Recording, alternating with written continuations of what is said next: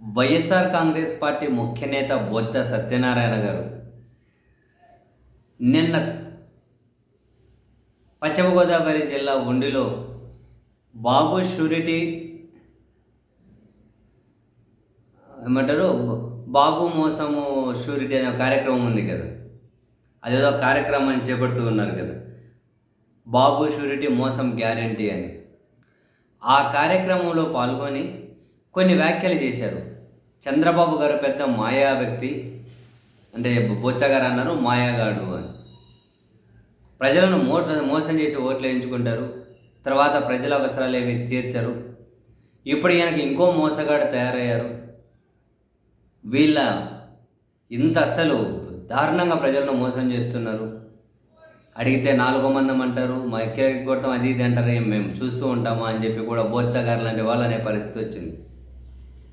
మాకు చేత కదా, మేము చూస్తుంటామా, చట్టాలను ప్రజాస్వామ్యాన్ని చీట్ చేస్తామంటే మేము చూస్తూ ఊరుకోము అని. అయితే బొత్స గారు ఈ కమెంట్స్ మాట్లాడే టైంకే నంద్యాలలో గౌరవ ముఖ్యమంత్రి చంద్రబాబు నాయుడు గారు కొన్ని కామెంట్స్ చేస్తూ కనిపించారు. ఏమని, నేను చాలా పనులు చేస్తాను అని చెప్పి మీరు ఎక్స్పెక్ట్ చేస్తారు, పర్వాలే మీరు ఎక్స్పెక్ట్ చేయొచ్చు, కానీ ఏం చేయాలన్నా నాకు టైం కావాలి, ఏమైనా చేద్దామన్నా గల్లా పెట్ట ఖాళీ, సేమ్ ఇట్లనే అన్నారండి. గల్లా పెట్ట ఖాళీ, సంపద పెంచుదా, పెంచిన సంపద మళ్ళీ పెంచతా, ఆ పెంచింది మీకు పంచుతా. సంపద పెంచుతా, పెంచింది మీకు ఇంకా పెంచి పంచుతా. నాకు టైం కావాలా, ఏమైనా చేయాలనున్నా గల్లా పెట్టే ఖాళీ. ఎవరైనా రాజకీయ నాయకులు రాజకీయ అవసరాల కోసం కొన్ని మాటలు మాట్లాడడం వేరు, కానీ మొత్తం ఒక లీడర్షిప్కి సంబంధించి ఒక నాయకత్వానికి సంబంధించినటువంటి క్రెడిబిలిటీని పనంగా పెట్టి రాజకీయ నాయకులు మరి ఇంత దారుణంగా ఉంటారా అనే విధంగా ప్రవర్తించడం ఎంతవరకు కరెక్టు? చంద్రబాబు గారు సూపర్ 6 అని హామీలు ఇచ్చినప్పుడు జగన్మోహన్ రెడ్డి గారి హయాంలో 14 లక్షల కోట్లు అప్పు చేశారు అని చెప్పి దారుణమైన అబద్ధాలతో కూడిన విమర్శలు చేసి సూపర్ 6 ఇచ్చారు. తీరా చూస్తే 6 లక్షలకు మించి లేదు, చంద్రబాబు గారితో పోలిస్తే జగన్ గారు 5 ఏళ్లలో తక్కువే చేశారు అని చెప్పి లెక్కలతో సహా అసెంబ్లీలో వీళ్ళే చెప్పుకోవాల్సిన పరిస్థితి వచ్చింది.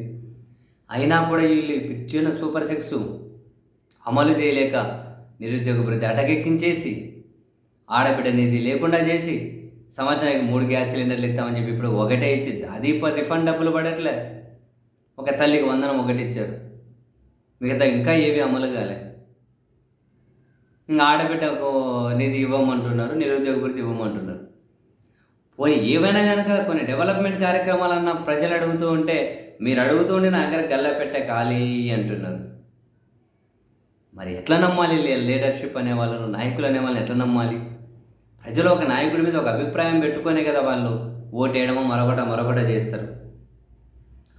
ఎన్నికలప్పుడు మాత్రం వాళ్ళకి ఏదో ఒకటి చెప్పే హచ్చకాయ పచ్చకాయ. అధికారంలోకి వచ్చిన తర్వాత అడిగితే వాళ్ళకి 4 మందమని, మీకు ఎక్కువ కోరికలు ఉన్నాయని. అదే నిన్న కూడా ఆ మాట అన్నారు, మీ కోరికలు ఎక్కువగా ఉన్నాయి, ఆ కోరికలన్నీ తీర్చాలంటే నా దగ్గర గల్ల పెట్టే ఖాళీ. కోరికలు ఎక్కువగా ఉన్నాయన్నారు, కోరికలు కలిగించింది మీరు కదా, మాటిచ్చింది మీరు కదా, ఊరూరా ప్రచారం చేసింది మీరు కదా. ఇప్పుడేమో ప్రజలకు కోరికలు ఎక్కువ ఉన్నాయంటారా? ఎట్లా సార్ ఇలా అయితే? సో మామూలుగానే రాజకీయ నాయకులు విచిత్రంగా ఉంటారని చెప్పి జనాల అభిప్రాయం. మరి ఇంత దారుణంగా ఈ విధంగా మాట తప్పితే మరి జనం ఏమనుకోవాలి? అన్యాయం సార్.